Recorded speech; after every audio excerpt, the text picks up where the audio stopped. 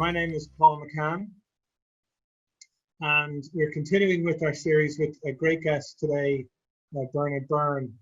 I met Byrne for the first time when he was Chief Financial Officer with AIB, and AIB were sending their executives to meet with people in the business community, law firms and accountancy firms. And Bernard came in and met with some of the partners, really good communicator, lots of integrity. And the purpose of the meeting was to give comfort of where AIB was and what it was doing, and given its importance to the Irish economy. And Bernard really assured us at that time that AIB was going in the right direction. Of course, Bernard went on to become Chief Executive of AIB. He is now Head of Capital Markets with Davys. And he's had a really interesting and varied career, and we're delighted, Bernard, that you've joined us here today. So welcome, Bernard. Thank you, Paul. Glad to be here. I'll start off with a really complex strategy question, Bernard. I mean, who was cutting your hair during COVID? That's my daughter. She's 17, and she gets to do everything other than the bit on the top. Unfortunately, the bit on the top stopped growing a long time ago, so it's mostly a side job. So yeah, congratulations to Hannah for that. At least you have hair, which is good. How are you keeping, Bernard, and are you coping with COVID and working from home? No, absolutely. I think, like a lot of people, it's slightly strange, obviously, and occasionally it's very strange. I'm basically working from home most of the time, but I'm in the office occasionally. Davy has kept operating through the whole period, and obviously the trading side of the house has had to keep moving. So I have the benefit of occasionally getting out and seeing what's going on. So you could kind of track the progress back and the level of activity increasing over the last number of months. And I suppose we're at this new phase now where there's a pent-up demand amongst everyone to do different things, while at the same time, it clearly hasn't gone away as an issue. So I think we're all in a slightly different space. So who knows? But I've no very young kids, so there hasn't been the same distraction as I know some people have had when trying to parent at the same time. Well, thanks a million, Bernard, for joining us today. And you've had a great career, and you've worked in lots of really interesting places, really interesting roles. Could we maybe just start off maybe at the start, and growing up, were you always interested in business? What were you like growing up in school? And so probably always had an interest in the business and sort of maths side of things. So accountancy was certainly in the list in secondary school, and maths, whereas maybe some of the language side wasn't quite as strong. Irish and French didn't feature as much, so that there was probably a sign there that I was going to go in a certain direction. Grew up in Blackrock, youngest of 4 kids, 3 older sisters. So I constantly am told that's somewhat formative, and we'll see how that plays out. Are you spoiled by your sisters? Well, my sisters think I was spoiled by them. I think I was bullied by them, but I mean that's a different perspective, I certainly learned what it was like to be the youngest of 4 when 3 of them were elder sisters. So it's a different perspective. So you started out your career with PwC, but of course we're both old enough to know, was it PwC back then, or was it Cooper's, or was it? No, I was on the Craig Gardner side. So I joined Craig Gardner, and the Craig Gardner merged into Price Waterhouse at that stage, and then I had left by the time the Cooper's PW merger happened. So I was actually involved. The Craig Gardner side of the house. Exactly. And you stayed there a while. You didn't just serve your articles. Were you tempted to stay in professional services? Yeah, it's probably a good time to fess up to the very haphazard way I've handled my career. It's generally been driven by somebody asking me a question that I hadn't considered before, such as, "Oh, do you want to move?" So I was actually quite happy in professional services, and was probably thinking about a career there. And we all know you never know quite what will happen there, but it was certainly in my thinking. And then sort of an inquiry came from outside to take a different job, and I suddenly went, actually, I probably don't want to spend my whole career in professional services. So I then decided to move. So that was the start. Were you on the audit side, Bernard? I was in audit. Yeah, I was in the audit and advisory side at that stage. Was a manager in the practice, and actually the original inquiry that came in was to go to London into an internal audit function. But actually, within the month that I was leaving, I ended up going to ESB International instead, which was obviously based in Dublin. So yeah, all the audit practice was helpful, but then moved into the more commercial side at that stage. And ESB International has a great reputation, isn't it? It's a real shining light in terms of what a really good semi-state can do. It's a really highly respected business. Yeah, listen, I knew relatively little about it, other than any of my engineering mates at the time used to speak very highly of the international side of the business. It was a real sort of destination company, if you like, because of its international activity. The relationship that ESBI had with its parent, and I discovered this on both sides over my career, ESBI was the adolescent at that stage, nearly probably 2,000 people in it, very active internationally and very good reputation, as you've said, punched well above its weight, to be honest, because of that reputation. But it was a great place to work. When I joined, the part I joined, there was only 7 people in it when I joined. And when I left nearly 5 years later, there was 700. So it was, a very dramatic growth engine, which had the sort of relationship that many adolescents have with their parent. It was testy at times. We thought we knew everything, and they were pretty clear in the parent that we didn't. So, it was a great place to learn how to be in a subsidiary, how to grow a business. There was no template. It was all international, Middle East, Far East, US. So it was a fantastic activity for a guy in his 20s who just spent his life on an airplane. And what was your role in this game? So I was the commercial director of the international investments business. So in that, we were trying to land these long-term contracts, facility management contracts, to run and operate either new power stations or power utilities in either developed economies as they were deregulating, or developing economies that were looking to do things differently. So you ended up dealing with, GE, Siemens, Mitsubishi, Westinghouse, all the major equipment suppliers, and all of the major funding agencies. So it was a very unusual activity, which I knew nothing about beforehand, but it only arose as an opportunity because the energy markets were deregulating internationally. It was big numbers. It was for a young man in his 20s, it's big numbers and it's international. So it's good exposure, isn't it, at this stage of your career? It was great. I mean, it was, the projects were $500 million projects to $2 billion projects. That was our average project that we were involved in. Now, we weren't obviously getting all of that. We were a piece of that, a small piece in many occasions, but they were 10 and 20-year contracts. So there was a lot of work involved, and there wasn't really a rule book. It was, all being developed at the time. So that was what was interesting. You had to go out, and you might land in Pakistan or Malaysia and have to start your business development activity, you and a telephone book, So it was very different, and as I say, very exciting at that point of my career, and probably the most unusual and interesting phase to date. And at this stage, you're working 10 years plus.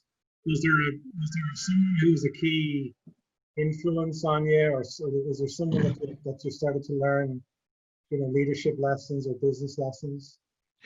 I mean, I would say I've been very, very fortunate all the way through that. In PwC, I had a few people who at senior manager or partner level who were very generous with their time and mentored me at that point, and huge respect for those individuals given their commitment, and I could see how it developed me. And then so I was the likes of Declan McCann, who unfortunately has just passed. And then, in ESBI, the chief exec at the time of that business that I was in, Donald Curtin, who a very visionary, strategic guy who spent a lot of time developing the team as well. well, he was tough. He was a tough guy, but very strategic. So I feel all the way through my career, I've been very lucky that I've been able to work for and with really interesting people, all of whom have been quite different, but they've been generous with their time. So it's certainly one of the things I hope I try and give back, is that it's worth spending time trying to develop people, because it can pay off hugely, and I certainly benefited from it. And then you went to IWP. Yeah, so IWP again, I was moving towards my, I was 29 at that stage, and while I was really enjoying what was going on in ESBI, the adolescent had probably outgrown the ambition of the parent. When deals were that large and we were starting to have to write equity checks, that was probably not exactly where the parent wanted to be, ESB wanted to be at that stage. So it was going to end up being a problem. So an opportunity arose again, not because of my brilliant career planning. And there was a finance director role going in a PLC, IWP. And it seemed to me that, notwithstanding the experience I was getting was great, it was quite focused on structured finance. Whereas actually more generalized finance director role would be interesting. So went to IWP. And IWP was a kind of a small Irish PLC, mid-sized PLC, 3,000 staff in it, all basically other than about 100 people outside of Ireland. Head office was 13 people, and everyone else was in the UK, Europe, Poland, France, Germany, and the US. So a different business and a different opportunity. So that's why I went. And you were there for about 6 years as well? Yeah, so again, there seems to be a little pattern of it sort of changing every 6 years. Would you agree, Byrne? Yeah, so when you come on to AIB, I obviously got a bit slow because I was 9 years there, but somewhere between 5 or 6 years and 9 years, there is a pattern there. It'd be hard to deny that, and we can come on and talk about that. But I think there probably is an underlying philosophy going on there that you can arrive in, you need to learn about a place, and your first year has to be all about that. Then I think you can add quite a bit of value, and you can help move an organization. But then maybe somebody like me becomes more problematic than helpful, and maybe it's time to move on. So whether that's 6 years or 10 years, I don't think it's beyond that for somebody like me. I mean, there's many different ways people look at things and do things, but I think you can add quite a bit of value. And certainly one of the perspectives I would have is that most people, having moved to a lot of different industries, everyone thinks their industry is unique and it's impossible to move from one industry to another. And I think that's generally not true. I think most industries have one thing in common, which is they've loads of people. And mostly it's about the people. Obviously, you need to understand the industry, but businesses tend to have 99% of the people who understand the business, and sometimes they're missing the other piece. So it always needs a mix. And so you decided to go back to ESB. To use the football analogy, Bernard, like Howard Kendall, we should never go back. Yeah. You went back to ESB. Yes. So it was kind of interesting.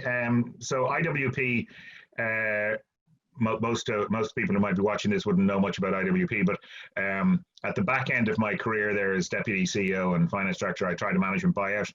I had a sort of divergent strategic view than the CEO at the time, and so we agreed that we'd see if I could or couldn't execute that. It wasn't accepted, the price, so I kind of moved on. And at that stage, I was at the decision of what you would do next, and the chief exec at the time, who was brand new into ESB, Porrick McManus, who actually I never really worked with in ESBI. He was on a different side of the house, was trying to do something different in the parent of ESB. And to some extent, there had been a bit of a takeover of the parent by the subsidiary at that stage. So there was a lot of change taking place in ESB. The Irish market was deregulating. And interestingly, at the time, the then minister, Mary O'Rourke, had asked the business to privatise. So they were setting themselves up for privatisation. So I kind of joined, thought it was a bit different again, went through a fairly major rationalisation process in the business, was part of the team that did that, deregulation was playing hard through the industry. So it was different, very enjoyable again, different set of people, different culture, but again, an industry that I probably knew something about from my past, but it was, well, I suppose, a new opportunity again. And then I suppose where most people would see you in a more prominent role is 10 years ago, and you joined AIB. Yeah. And it was that you joined AIB post 2007. You joined in 2010 when the world was upside down. And surely that is the bravest career move in a long time. Like, talk us through that decision. Yeah, it was, again, I probably, as you'll have done the maths already, probably 6 or 7 years into ESB. And again, the decision was, what do I do next in ESB at that stage? And a few bits kind of came together. And one of them was a phone call saying, would I be interested in thinking about the CFO role in AIB? And my response was pretty simple, was, are you mad? But the agreement was I'd think about it over a weekend. And over the weekend, to be honest, I kind of reversed all that thinking and said, well, why not? It's a different industry. It's got a real problem. There needs to be quite a lot of change. And without being overly altruistic about it, I was kind of fed up hearing everyone just blaming banks and blaming people and saying they need to sort it out. And I kind of just always think that people either need to get on and solve something or stop complaining about it. You don't get free rides on these things. And suddenly this opportunity was there in front of me. So I was faced with the dilemma of would I be true to that sort of principle? So I said, well, I'd never get another opportunity to go into a bank. And, AIB was obviously a big brand name, a big PLC, and, decided I'd give it a go. So you took the opportunity. I suppose in one sense, Bernard, it was a help that you weren't part of the banking establishment. Is that part of your thinking in terms of that you could go in kind of with a fresh pair of eyes? Yeah, no, absolutely. It was definitely. Now, some of this is probably me, tweaking the way I thought about it because of what's happened in history. But, it was part of the arrangement at the time that they needed an external CFO, and AIB, and I can say this reasonably safely, probably wouldn't have sought an external CFO, yeah. And certainly wouldn't have thought they'd get one from an electricity utility, if that's what they were, if they were left to their own devices at that time, but they weren't, and they needed to get an external CFO. It was hugely helpful, and the way it played out, I mean, within 6 months, I was the longest serving executive in the bank, so everyone had gone. And the entire set of rules around banking got rewritten during the next number of years. So I think it was a unique time. I think it'd be hard for somebody else to come in to the middle of that if all the rules had been rewritten, but I kind of got to witness them being rewritten. And I was part of the team and probably the beginning of the next team that was beginning to move the bank on. So there was massive change in the organization, a lot of really good people there. And, change just happened, whether they were part of the problem or not. It was a pretty brutish approach that was adopted around the whole thing, but that was necessary at the time. So it was amazing. Did you enjoy that job? Did you enjoy that job? Well, listen, I try and have an attitude to all these things, which is whatever you're doing, try and enjoy it. So there was some desperate times there, and it was, I hope never to have to work as hard as that ever again. And the demands were, unreasonable on most occasions. And certainly for the first 2 years, I'd say it wasn't a great existence in terms of the work-life balance was a bit of an aspiration, but you were never going to be involved in anything more interesting. And I feel that, when I was leaving, I said it to the guys that I'll never be involved in anything more important, probably in terms of a business sense. And it was great to do that. In terms of one of the challenges, I think, with a job like this, and then even moving on to the CEO job, but if we just stick with the CFO position at the moment, there's so many stakeholders to please. You've got to mean, how many people were reporting into you at that stage in the finance function, for example? Just was that like 50 people? Well, I mean, actually the finance function wasn't radically bigger than the ESB one. There was probably maybe 500-600 people in the finance function at the Right.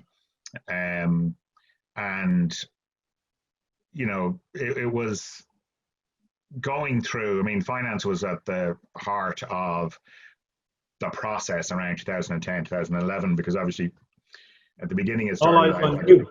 a recapitalization, and then it ended up as a nationalization, and regulators and everyone wanted information yesterday, so it was right in the heart of it, and the systems weren't designed to provide that sort of information, so there was a huge pressure into the organization around that. But the people were great, and they were amazingly resilient, and notwithstanding all the opprobrium that was heaped upon the industry at the time, everyone kind of knew what they were doing was somewhat important to get right. And not everyone maybe moved in that direction, but the vast majority of people did. And you could feel nothing other than pride for how committed they were to just try and improve things. If they were there for the long haul, it was because they really wanted to help fix it, or if they knew they were coming in because they wanted to be part of the next thing. In terms of yourself, Byrne, at this stage, it's all eyes on you insofar as you've got, politicians putting pressure on you, the media, regulators, customers, staff, or like there's a huge amount of pressure that would go along with that. I mean, how did you cope with that kind of pressure? Yeah, no, I mean, there's definitely pressure in that role. So and everyone has an opinion about what you should be doing. Yeah. You mentioned stakeholders there, and I certainly developed a very different perspective on the importance of really understanding stakeholders and being clear about what their legitimate expectations were and what the other ones were, Yeah. and who are the key stakeholders and who are just people who comment on things that stakeholders comment on. So you have to spend a bit of time thinking that through so that you can focus on the stuff you can really influence and need to influence, as opposed to getting caught up in a maelstrom of noise. And fortunately, I'm probably okay at that. And you do need quite a bit of resilience. There's no doubt about that. And you need a sense of humor. And you need a good team. And I think if you get all those bits right, and when you come home, you need a family that's kind of, very supportive and understanding and helpful. And fortunately, I had that as well. So, between family, friends, and all that, you need those little support groups that don't go, telling you what they think you should be doing as well, because there's more than enough people telling you what you should be doing. And remember, I always say, don't take yourself too seriously. Yeah. At the end of the day, I'm doing a job. I'm doing it the best I could. Clearly not going to get everything right. But overall, hopefully we'll get more things right than wrong. And every year you look at it and say, well, did we make it better or worse? And hopefully every year we were able to say, actually, we made it better. And so you have to maintain a healthy sort of perspective on it. And vitally, you have to do that with your team. So you have to be a source of optimism at that time and convince people that you will get through it. And I think we did. And I suppose as you're in the job and you're becoming more comfortable in the job, when did it start to dawn on you that you could be the CEO of this business? Well, I only managed to survive as CFO for a year. And what had happened was, again, as part of the fundamental changes that were going on, a new executive chairman came in, David Hodgkinson, who had been the chief operating officer of HSBC. And he came in October of that first year. So it was only 6 months in. And I got on well with David, and David was looking to rebuild a team. So he asked me to move into the retail bank by the time we got to May, so one full year afterwards. And, my key advantage, as I'm happy to say, was I was new, as you've mentioned. I was somebody with no baggage. It wasn't because I had a detailed understanding of retail banking at the time, but I didn't have any history to worry about. And to be honest, having effectively been nationalized at that stage, the finance job was going to be different. All of the we'd sold things we needed to sell, we had recapitalized. So the role ahead for finance was going to be different than the role ahead in restructuring the business. And retail was at the heart of the business. So again, it was another little move to go, actually, this is different, let's take it on. So to be honest, once I started there, you get a lot of the business under your wing. And that team, in many respects, from that team that we put together around 2011, 2012, 2013, became the core that became the leadership team of the bank over the next number of years, with a number of people, important people coming in from outside to help. But it was kind of built from a strategy in 2011, 2012, which said, we're going to re-envisage this bank and do it differently. And that created a lot of momentum. And then ultimately in 2015, it led to the CEO role. What was that like? Or maybe ask some information. Did you ever think you'd be chief executive of one of the pillar banks in Ireland? Well, certainly not when I was sitting in school. I didn't. And at no point could you ever take these things for granted. And there are always so many different outcomes that can happen depending on the type of person they need, the strategy that needs to be pursued, the position of the board. So I'm always pretty sanguine about this, that there is never a very obvious choice all the way through. There's the person that fits at that point in time. I felt that I had a good chance by the time that role came around, but others probably felt the same. So I don't think I ever assumed it was mine. And to be honest, my main motivation in all these things isn't actually to be the chief executive. It's kind of driven by that vision and that idea of what are we trying to do. And it kind of motivates me to get into a position where it can cause it to happen. And the best way to get it to happen was to be the CEO. So that was important at that time to do that. And fortunately, the two bits came together, the opportunity and my ability to convince people I could do it. So I heard you speak when you were CEO, Byrne. I can't remember, it was a Dublin Chamber, actually, I think it was. And you spoke about everyone on your team. It was very much putting your team and their achievements and what you were doing forward, rather than yourself. Would that be a style of yours, or would that be something that you believe in? Well, hopefully, it's as I've said, I'm not and never seek to be the industry expert. And once you kind of get that perspective and you can apply it to almost anything, I think you realize that actually there's always going to be other people who are better at things. And the key is trying to get a group of people together who can work well enough together to achieve something that is more than the individual capabilities. So for me, I had a moment, to be honest, it was back in ESB where it happened, when I went from being one of 13 people in IWP head office, and 3 of those were PAs. So, if I wasn't physically in the building in IWP, it mattered. 10% of the workforce wasn't there. When I went into ESB, I was one of 400 people in finance. I was irrelevant in terms of my work effort. So I gained a real appreciation of what the word director means. And it was formative over the years in ESB, to be honest, and then I brought it forward, which is my role isn't to have the best ideas. My role isn't to try and be some, super thinker in the corner that just lands ideas. It is to try and create a team that does that. Obviously, as anyone who knows me will say, it's not that I'm without ideas, hopefully, but the benefit of the whole thing is if you can get a team moving together, it's far more powerful. So yeah, I think that is part of my style at this stage. And so did you enjoy the CEO job?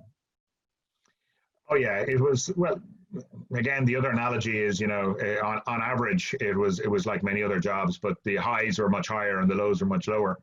The average was about the same. So it was an amazing job to have. It was, we talk about privilege and getting rare opportunities. It was that. I mean, it was a phenomenal opportunity to lead an iconic organization that there's no way when I was sitting doing my leaving, I was ever thinking I was going to get a job that important. So it was a real privilege to do it. It was hard, as I've said. There was definitely tough days. It was a tiring job because you're involved in a lot of things, but it was very rewarding in terms of being able to see how it was moving on. So it was a great experience, and as I've mentioned, I don't think I'll ever do a job that was as important.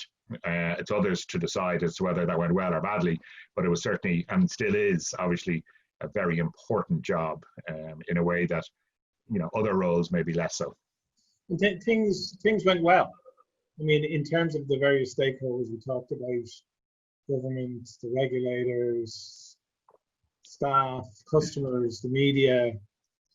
It felt like things were going well with the bank, and you were leading the bank well. Things were progressing, and you took us all a little bit by surprise then. Yeah, well, I always leave when it's good. No. I'd been there 9 years at that stage, and that for me was a long period of time. As I mentioned, the CFO role obviously led to different roles, so there was many different roles involved all the way through, and I was learning a lot all the way through that.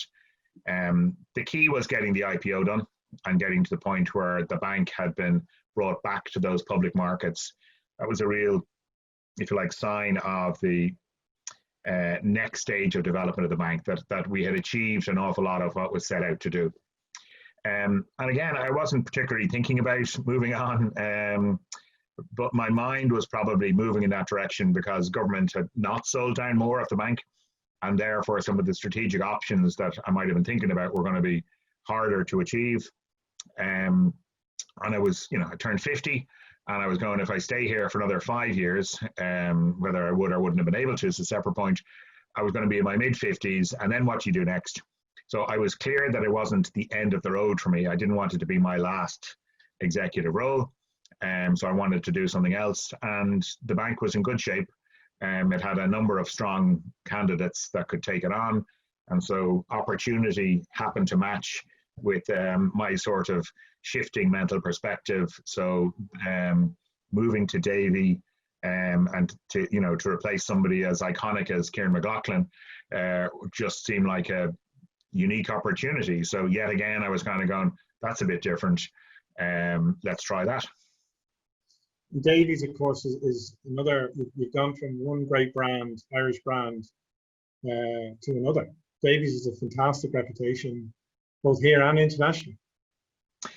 Yeah, and I was well aware of the power of the brand, the power of the business. They've been one of the three leads on the IPO, so with effectively with Deutsche and Bank of America Merrill Lynch, and they've done a great job. That's my free advertising. But they had, and they really impressed me through the process, and their capability shone through.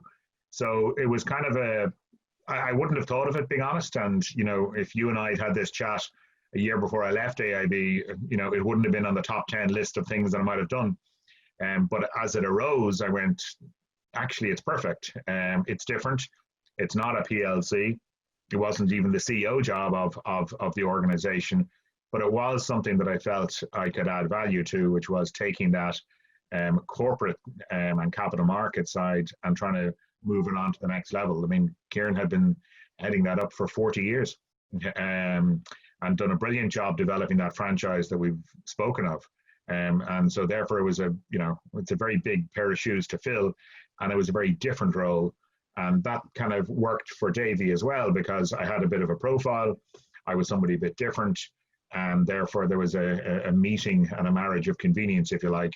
So yeah, it's a great brand though. It's a great brand. I think in terms of, you really get to know someone if you're doing an IPO with them. I presume that's when you really got to know some of the guys over there. Yeah, and so there was, great people. John Lydon, who holds up the corporate side, would be our direct relationship. So got to know John well, and I work now very closely with John. Ronan Veal and the team. So you get to know them all, and then obviously Kieran and Brian less so. But it turns out they were watching me. So you're always on show. They were happy with the investor presentations, Byrne. that obviously went okay. And listen, we were very fortunate. It was a great success, the IPO. There was a huge level of investor interest. Ireland was in vogue at the time, and we were able to position our story, which had a lot of success in that story and a lot of change in that story, and it just kind of caught the moment. So it was wonderful to be involved with it, and for the staff in AIB, it was a real transformational moment of we are now in a different place than we were. And for anyone who was there in 2010, that IPO was a hugely significant moment. There'd be people watching, Bernard, just starting out in their careers and listening to you. Is there 2 or 3 things you'd say to someone, and say someone's a really good professional, wants to develop their leadership skills? Is there 2 or 3 things you'd say that you have learned over your years about things they should try and incorporate? Yeah, I made a mistake in this once, Paul, because another professional services firm asked me to put one of these quotes, and I ended up in a calendar, and my wife keeps giving out to me because the advice was just say no. You have to remember to say no to things. There's only so much you can do, and I think that trying to keep that balance right, doing it in a respectful way, but do less, do it better is probably the sort of motto I have in these things. I think sometimes all of us take on too much and don't do it as well as we could. And I think a smaller number of things done really well can be very helpful. And I think the other thing is, humility and ego, mind the ego and be humble. There's a huge amount of luck involved in everything. And, I could track back, I'm sure you could do the same, of the moments when a bit of luck went my way, and maybe had it gone the other way, who knows what would have happened. So there's always people who end up getting a bit of luck, and don't overinflate your perspective of how brilliant you are. You need luck, and other people need a bit of empathy, sympathy, and support, because sometimes maybe they're not getting that luck. So try and maintain that humanity and humility, and work hard. Great advice. In terms of Ireland now in June 2020, and particularly on the financial services side, Bernard, how do you see things panning out for Ireland and the whole financial services sector post COVID, and where we're at the moment? So I think the good news is that the core part of the banking sector and the financial services sector is actually pretty robust at this point in time. The benefit of all the work, however painful some of it might have been, is the banking sector is well capitalized, liquidity is very strong, its ability to act as a transmission mechanism is very positive, and they have a lot of capabilities and skills to get things done. So that's all, you would want it to be like that as you enter a crisis. And you can see that's from what's happening on the national side. The NTMA have done a really good job positioning themselves as well, so we can finance ourselves. So that's all very good. I do think it's going to be in for a challenging time, because at the end of the day, this difficult economic scenario, and we're definitely not through it yet. There's a lot of small businesses, and there's a lot of businesses that rely on normal levels of economic activity that are going to find it hard. There's been a huge amount of inefficiency put into the system relative to that which existed 12 months ago. And so even if you take a restaurant coming back, it's not operating the same way. It can't be as profitable, and it's not like those businesses were minting it beforehand. So all that excess cost, all that excess challenge, if you like, that they face is coupled with a weak economic environment. So I think that's going to take a while to play out, and that is going to manifest back into the financial sector. So I think the banks are going to be a hugely important part of that recovery, as are the government with their support schemes. So, I'm always an optimist, and I always think that we can come out of this well, but it is going to be hard. And I think there's going to be a lot of activity necessary to help small, medium-sized businesses and larger businesses come through this. So it's definitely not over. We have a long way to go, but if you always think it can be better tomorrow than today, then I think we can achieve it. But the banks are going to be pretty crucial to helping businesses through this.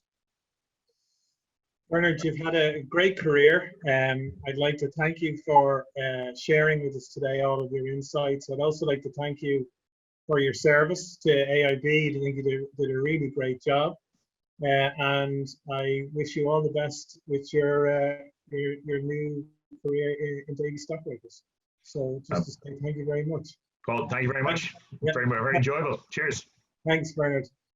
Just to thanks to Bernard, and that is our first virtual Grand Thornton Leader Series. Hope you enjoyed it, and I look forward to talking to you soon. Thank you, everybody.